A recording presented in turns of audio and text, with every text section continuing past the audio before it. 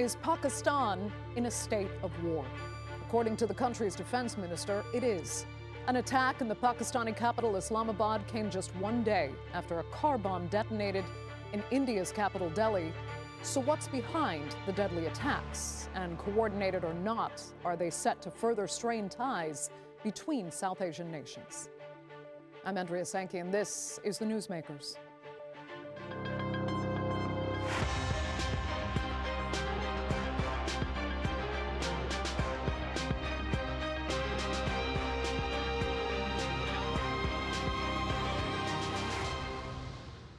It's been a difficult year in South Asia, with Pakistan experiencing multiple deadly attacks at the hands of extremists, while India suffered its first deliberate bomb attack in 14 years. Add that to a failing peace agreement between Islamabad and Kabul, a brief war between India and Pakistan, plus instability in Bangladesh, and it seems the already fragile region is becoming even more unpredictable. Here's a look now at the most recent attacks on both Pakistan's and India's capital, and how the region is responding. Two bomb blasts that struck at the heart of their capital cities has two countries reeling. The first in New Delhi on Monday outside the historic Red Fort.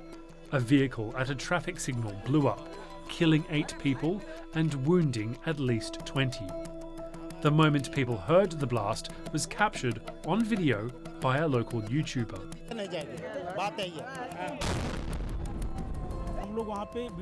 We were recording a video when we heard an explosion.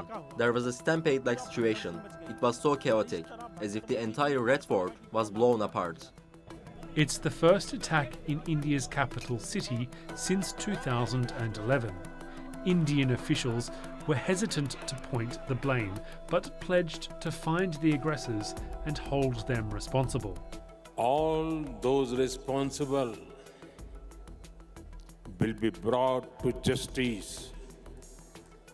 The following day, a suicide bomber in Pakistan killed 12 people and injured 27 in Islamabad. The blast detonated next to a police vehicle near the busy entrance of a courthouse. You meet someone at 10 a.m. and by 12 p.m. you find out that he has left this world. Imagine the pain, the scenario that comes to your mind.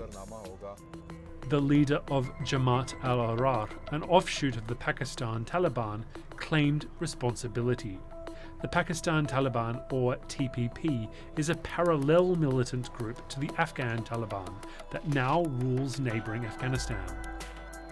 But a TPP spokesperson rejected claims that it was involved. Pakistan's leaders were quick to blame New Delhi. The Pakistani Prime Minister's office called it one of the worst examples of Indian state-sponsored terrorism in the region. And then on Wednesday, India overcame its initial hesitations and labelled the New Delhi attack a terrorist incident. 3 doctors who worked at a university south of New Delhi have been arrested and are under investigation.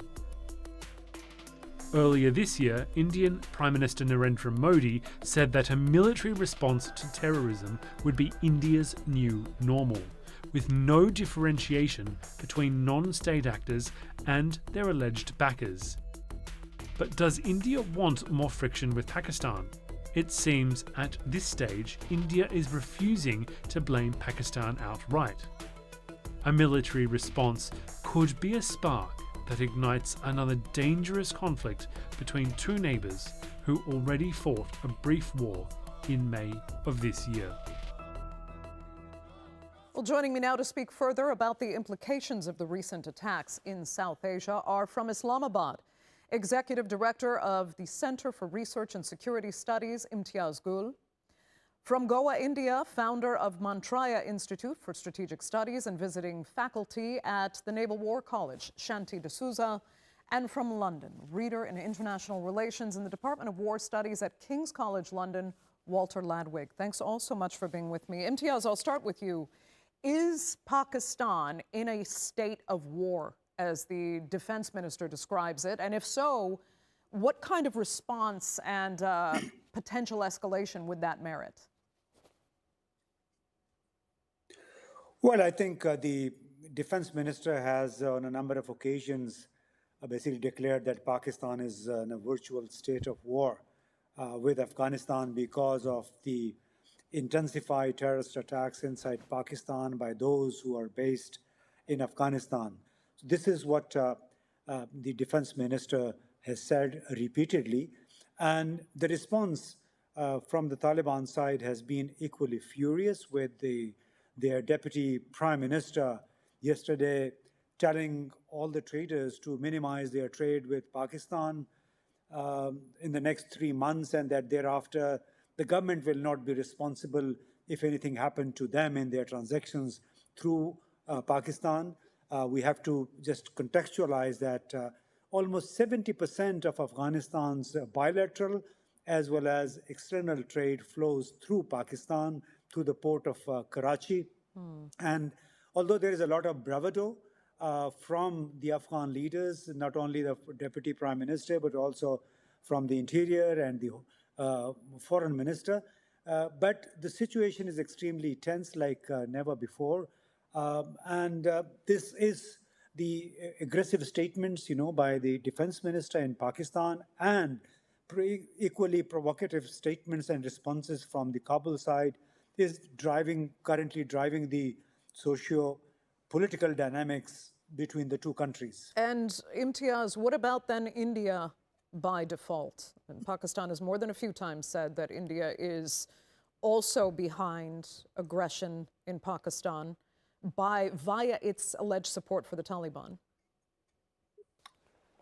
Yeah, I think Pakistan has now obliterated or removed the fine line between the Tehreek-e-Taliban Pakistan, TTP, and the Tehreek-e-Taliban Afghanistan, the TTA, the current regime, saying that they represent two sides of the same coin and that they get their guidance from India. So this is what Pakistan's military and civil leadership has said time and again, and basically implying that it is in war both with India and with Afghanistan, and now that Pakistan is now sandwiched, literally sandwiched between the eastern and the western neighbor, and that it has now decided to take on both, at least on the western front, and that is Afghanistan and the TTP that is based there, according to official claims. Let me ask Shanthie then how dangerous that could be. I mean, Delhi has held back on blaming Pakistan for any of the recent instability of the last few days, even though Prime Minister Modi had earlier said that there would be no differentiation between non-state actors and their alleged backers. So is he treading carefully now? Yes, very much so. I think the fact that there has been a terror blast in Delhi after 2011, most of the attacks have occurred in Kashmir before, but there has been a long spell, there was no terror blast inside India. So I think there's a very careful and calibrated approach to what has happened in Delhi now. And given what occurred in May following the Pahalgam attack in April, and the hot war between India and Pakistan, India definitely is more responsible and cautious in its statements. It has put the entire incident under a scanner of domestic legislation where various acts of the country are applicable. And they're looking internally first rather than putting any blame on any other country at this point of time, which shows that India is more responsible when terrorism is involved. Okay, internally though, do you fear there's any potential for an overcorrection in the Indian response here, i.e., a severe crackdown on any potentially non-Hindu groups that the Modi government might see as aggressors? Not really, because no group really claimed responsibility, but definitely people in Kashmir who have had links to this doctors, and especially the one who was killed in the blast, the entire connection has been taken out, and there is a footprint to the Jaish-e-Mohammed group. But that is not being overestimated at this point of time. They're looking more internally about factors which has led to radicalization, factors by which individuals get radicalized. And I think that's a more calibrated and careful approach in terms of counterterrorism. So definitely there have been more bust. I mean, last 15 days, they have been able to capture quite a few ammunition, and they have got linkages. But to connect the dots and to look what's happening inside the country, because the latest investigations are also saying that could have been multiple city blasts. The kind of ammunition, the kind of ammonium nitrate which was available to make IEDs is little mind-boggling. So therefore, the investigative agencies are looking at it more from an internal angle of how the populace or the section of populace is getting radicalized and what can be done about it. Okay. Walter, what are the consequences, though, of, given the tensions, particularly between India and Pakistan, the fact that they are not working together on a strategy to combat extremism between both countries? I mean, even if the most recent attacks are not connected, they do share, similar end goals, let's put it that way, in destabilizing governments on both sides. So how dangerous is it that India and Pakistan are so much at odds right now? Well, I think we do have to step back from what we see publicly and on social media and the sparring that takes place. It is actually the case that behind closed doors, both India and Pakistan are working. Their intelligence services have indicated a desire to kind of move beyond the May clashes and the May crisis and try to turn the page. And I think just picking up from what Shanthie said, I completely agree with her comments on sort of the language that's been used by the Indian government. I think in part, it is because it doesn't want to have to rush back into another period of high tension with Pakistan. So there is a reason to be slightly optimistic in the sense that I think the two governments both recognize they have a range of challenges on their plate at the moment: political, economic, security, and so forth. And adding further bilateral tensions to that is something that they don't want to see. But fundamentally, across the region, this is a big problem, right? Terrorism is a challenge that affects Pakistan, it affects India, it affects Afghanistan. We haven't even brought Bangladesh into the conversation, but the way in which it manifests itself and the particular targets that terrorist groups that find space or sanctuary in one state or another doesn't automatically or easily lend itself to coordination or to seeing the threat as being universal. Okay. Imtiaz, okay, so now we have the Taliban in Afghanistan, the Pakistan Taliban or TPP, as well as Jamaat-ul-Ahrar, an offshoot of the TPP, all claiming they are independent of each other.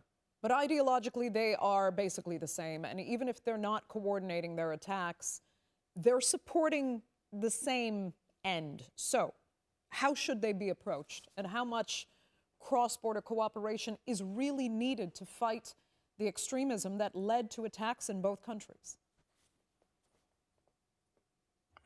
Well, we must look at them as different two sides of the same coin. I mean, their objective is the same. They are proxy terrorists, whether it's the IMU, the Islamic Movement of Uzbekistan, or the Turkestan Islamic Party, which is China-focused, or Jundullah and Jaish-ul-Adl, which focuses on Iran, or TTP, Pakistan's enemy, avowed enemy, basically, or the BLA, Baloch Liberation Front and Baloch Liberation Army. I think they are proxy terror franchises operating in an environment already conflict-prone, and they're basically as agents of destabilization. And it does require cross-country, trans-border cooperation in order to neutralize them. And it's evident also from multiple sources. The United Nations report in last July made it clear, basically, that there are the groups I mentioned. Beside them, there are 15, 16 other groups which are located or based in Afghanistan, that they threaten the countries, in the surrounding countries, and that's why it is imperative for all the regional countries to basically join hands and try to weed them out. And for that, I think the agreement or the consent of the Afghan Taliban is extremely essential so far. There's been some sort of dithering. There is quite a lot of empirical evidence available that all these groups are somehow nestled very comfortably in different parts of Afghanistan, and that the Afghan Taliban do say that we will not allow our soil to be used for terrorist activities in the neighboring countries. But the issue is not that easy, because even if these people, these groups are settled away from the borders, so-called borders of Afghanistan, they're not completely demobilized. They still have access to mobile communication. And that is what is the worry, not only of Pakistan, but of China, of Iran, of Uzbekistan. So it's a regional problem, and it requires regional synergy, regional coordination. Let me ask Shanthie then, is there a worry at all among those in India that Delhi's engagement of the Taliban in Kabul, even if they say it is for completely peaceful purposes, it is somehow emboldening, or at the very least turning a blind eye to the extremism that many say is being harbored and encouraged via Kabul? Well, I think New Delhi's engagement with the Taliban is more for strategic and tactical purposes. It's not a long-term relationship which has been what Pakistan had with Taliban before. So what Pakistan is experiencing now is a strategic or a classic case of a strategic blowback. But obviously, the adage goes, "My enemy's enemy is a friend." But the relationship with Taliban at this point of time is more for strategic purposes, given that there's a great power involvement. There is concerns of terrorism and instability spilling over from Afghanistan. And thereby, India and Afghanistan, which had signed the agreement of strategic partnership way back in 2011, saying that India will engage with any regime in power, holds good. So India is more inclined to maintain relationship with Afghanistan with the people of Afghanistan, not really for strategic games, but to maintain some kind of stability. For instance, if you look now what's happening between Afghanistan and Pakistan, India could escalate the situation there. But India has always refrained from doing that because regional tension, regional instability is not in anyone's interest. So I think there has been a cautious approach. And Taliban have made numerous outreach to India. And the fact that India needs to have that engagement, just not for security, but economic relations, particularly the land access to Central Asia, that is the economic rationale of New Delhi's engagement with. But I mean, this whole region, the countries, especially in South Asia, between India, Pakistan, Afghanistan, the blame game and the distrust is pretty high. So I think we really need to get a regional solution or a regional confidence building mechanism when these three countries can come together and address the issue and threats the region is facing. So, Walter, I mean, having said that, how should the United States and Europe engage in a way that de-escalates these regional tensions and builds trust, if they can? Well, I think it's important that they give attention to this. I mean, keeping in mind that the priorities at the moment remain China, the Middle East, and Ukraine, certainly speaking for, Washington, D.C. or for London. But we've seen both sides have been engaged in a meaningful way. So condemning terrorism, urging that the countries proceed cautiously. My understanding is that the Trump administration has delivered some perhaps unpalatable to the receiver messages to Pakistan about constraining terrorism, to India about the fact that the United States will not sit back and watch another clash happen, that they will involve themselves diplomatically. They don't want to see escalation. They don't want to see a repeat of the May violence. And then, perhaps tactical intelligence sharing and cooperation.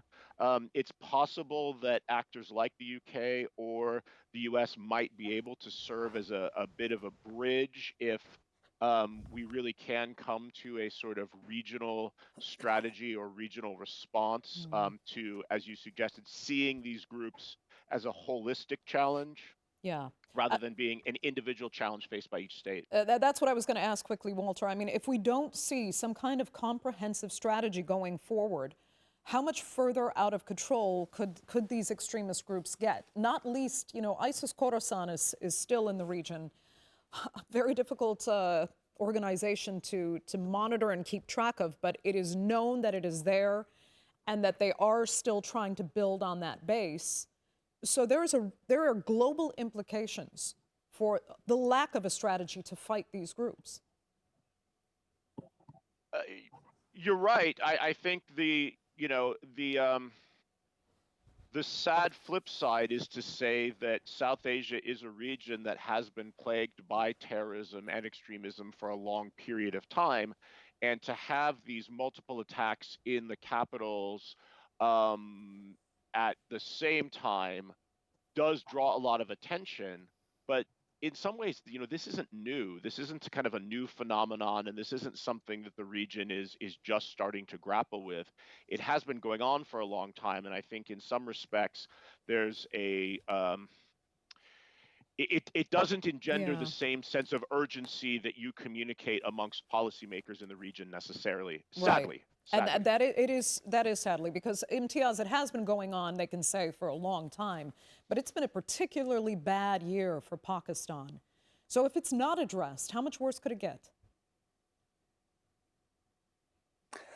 I think it's likely to escalate in the coming months if we look at the determination or the resolve by the Pakistani government, as well as the response from the Afghan leaders. But we have to look at the context. The context is that when people talk of embrace for strategic reasons, so then Pakistan also embraced or supported the Afghan Taliban out of strategic necessity, the way India has now embraced them as strategic partners. The enemies of yesterday become partners today. And look at that White House meeting between Donald Trump and Mohammad Jolani, yesterday's Al-Qaeda most wanted leader with a $10 million bounty on his head, being received at the White House. So, when we are discussing interstate relations and the trends, terrorist trends, we should not lose sight of the geopolitical interests that are usually at play. One country trying to encash the adversity of another country, regardless of the consequences. So this is a very bitter truth about geopolitics. How one country tries to inflict harm on the other country just because the other country is not friendly with it, and they totally disregard the potential consequences. But you're saying, in effect, and Shanthie, I'll ask you about this, it is a strategy that comes back to haunt these countries. So do you fear what could happen going forward in India, Shanthie?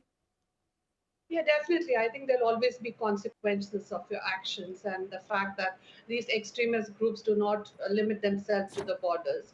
And you mentioned Islamic State presence, but Al Qaeda is also very much present. And the mushrooming of various groups which derive that symbiotic nexus. And the fact that they're ungoverned spaces and they've got the territorial space now to carry on activities will definitely have implications just not for India, but for the wider region and the world. So I think we need to understand the reasons why these extremist actors or the violent extremist groups find refuge in this kind of places, the sanctuaries they build. So one of the outcome of India's engagement with Afghanistan could be that you could have a greater counterterrorism cooperation in engaging in the Taliban, which have occupied power at this point of time, and you can't do much about it, but to normalize them in the sense of integrating them as responsible members of the international community. Because at the moment, there doesn't seem to be any other option in Afghanistan, and you can't leave Afghanistan as an ungoverned space where you have other groups, particularly Al Qaeda and IS, running the affairs of the state. So I think we need a more calibrated bilateral relation where there is a confidence building mechanisms and exchanges. You need a regional strategy to deal with it because these groups do not actually contain themselves within the borders. And then the fact you need a global strategy. But as Larry pointed out, politics comes to play. So, and if you're looking at geopolitics, then I think there's no end of it. But if you're looking in terms of geoeconomics and stabilizing the region, I think there's ample opportunities for these countries to come together on a platform. Okay. India has done that with countries. So I think we can look at other bilateral relations. Walter, I mean, we just have a minute left, but I don't know. India seems to think that engagement is the only way to bring Afghanistan into the fold and work strategically with them against these extremist groups. Others would argue that's incredibly naive. You don't engage, you contain. What do you think? Look, I think unfortunately a number of governments around the world are inching towards some degree of engagement for, again, reasons that Shanthie talked about in relation to humanitarian concerns about the Afghan population. I know in Britain and other places in Europe, while there's a sort of desire to hold the line, I think behind closed doors, people recognize that there has to be some degree of engagement to achieve sort of a range of goals. And now maybe you can try to focus on a containment strategy when it comes to extremist groups, but to sort of simply sit back and stay completely away from the current government in Kabul, I think it's increasingly hard for a range of governments to have that position, unfortunately. Okay. Walter, we will let that be the final word for this edition of the Newsmakers. Unfortunately, we are completely out of time, but I'd like to thank sincerely all three of my panelists so much for being with me. Very interesting discussion, and our viewers, of course, for joining us as well. Remember, you can follow us on social media, and do be sure to subscribe to our YouTube channel. I'm Andrea Sankey. We'll see you next time.